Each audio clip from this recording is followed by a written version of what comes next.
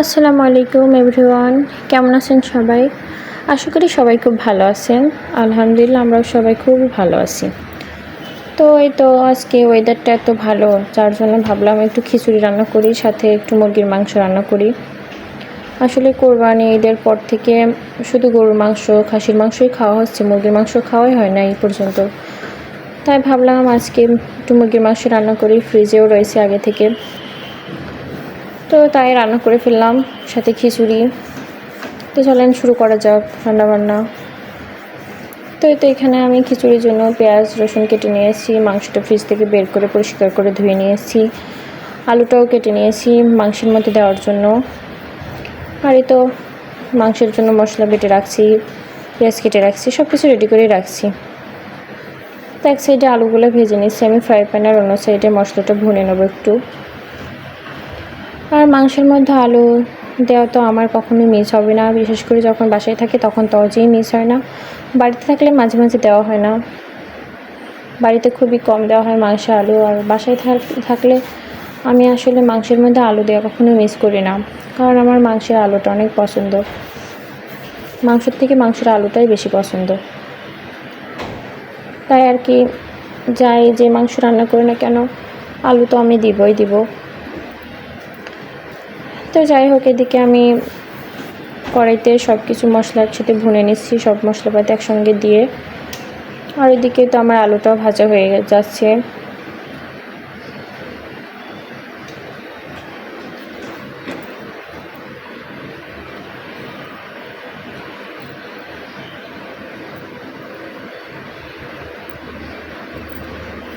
এই তো আমার আলুটা ভাজা হয়ে গেল। আমি ফ্রাই প্যানের মধ্যে এবার গরম পানি দিব।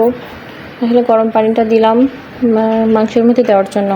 মাংসের মধ্যে গরম পানি অ্যাড করলে রান্নাটা দ্রুত হয়, আবার খেতেও টেস্ট হয়। তো এই জন্য আর কি ফ্রাই প্যানের মধ্যে গরম পানি বসিয়ে দিয়েছি আমি। আর এদিকে মাংসটা কষিয়ে নেব। তো আমার মশলাটা কষানো হয়ে গেছে, আমি মাংসটা দিয়ে দিলাম।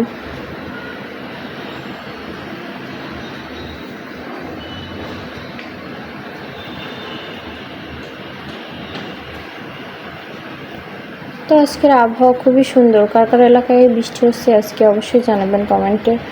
আমাদের এদিকে কালকে আজকে মানে 2 দিনে আবহাওয়া খুবই ভালো। মানে এরকম আবহাওয়া থাকলে বেশ ভালো লাগে সব সময়।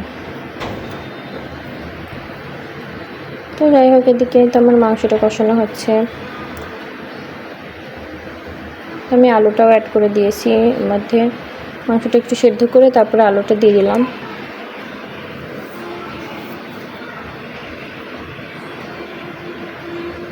এটা অল্প একটু পানি দিয়ে তারপরে এটা ঢেকে আর একটু সেদ্ধ করব, তাহলে মাংসটাও পুরোটা সেদ্ধ হয়ে যাবে আর আলুটাও। তো এই তো ঢাকনা আলগা করে দেখি আমার পানিটা শুকিয়ে আসছে, আর এদিকে মাংস আর আলু দুইটাই প্রায় সেদ্ধ হয়ে গেছে।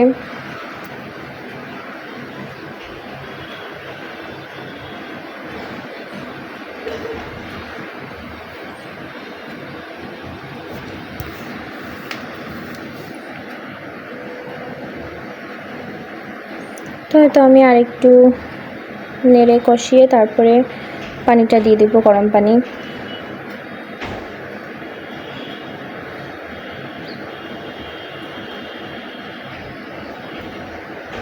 তো আমি মাংসের মধ্যে পানিটা অ্যাড করে দিলাম।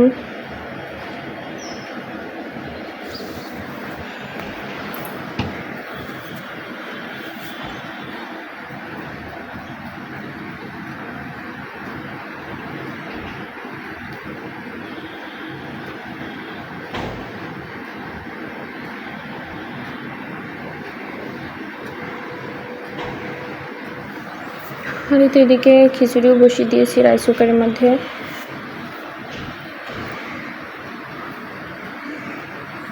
তো এটা আমি মাংস নামানোর 5 মিনিট আগে আর কি ভাজা জিরা আর গরম মশলার গুঁড়োটা দিয়ে দিলাম, দিয়ে আর একটু নেড়ে আর একটু জাল করে তারপরে আর কি এটা নামিয়ে ফেলবো।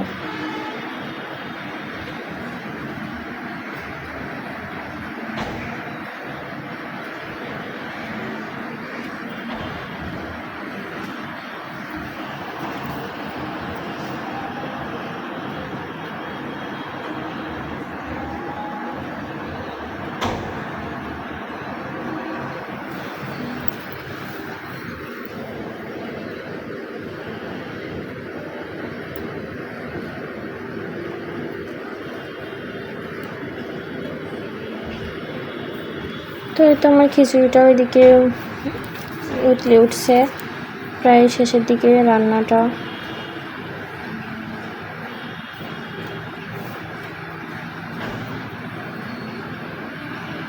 তো এটা আমি মাংসটা কড়াই থেকে ঢেলে রাখছি। দেখেন কালারটা কি সুন্দর আসছে, আসলে এত সুন্দর কালার আসছে আর সরিষার তেল দিয়ে রান্না করার জন্য। মাংস সবসময় সরিষার তেল দিয়ে রান্না করলে কালারটা একদম সরিষার তেলের মতোই আসে, লাল লাল, দেখতে বেশ ভালো লাগে। তো এটা আমি খাওয়ার জন্য বেড়ে নিয়েছি, সাথে একটু পেঁয়াজও কেটে নিয়েছি। আসলে কাঁচা পেঁয়াজ অবশ্য খাওয়া সেরকম ঠিক না, খাইও না তেমন। শুধু খিচুড়ি যেদিন রান্না করি, যেদিন খিচুড়ি খাওয়া হয় সেদিন তার সঙ্গে একটু কাঁচা পেঁয়াজও খাওয়া হয়। খেয়ে অবশ্য সাথে সাথে ব্রাশ করে ফেলি। তো আজকের ভিডিও পর্যন্তই। সবাই ভালো থাকবেন, সুস্থ থাকবেন। ভিডিওটা ভালো লাগলে অবশ্যই লাইক কমেন্ট শেয়ার করবেন। আল্লাহ হাফেজ সবাই।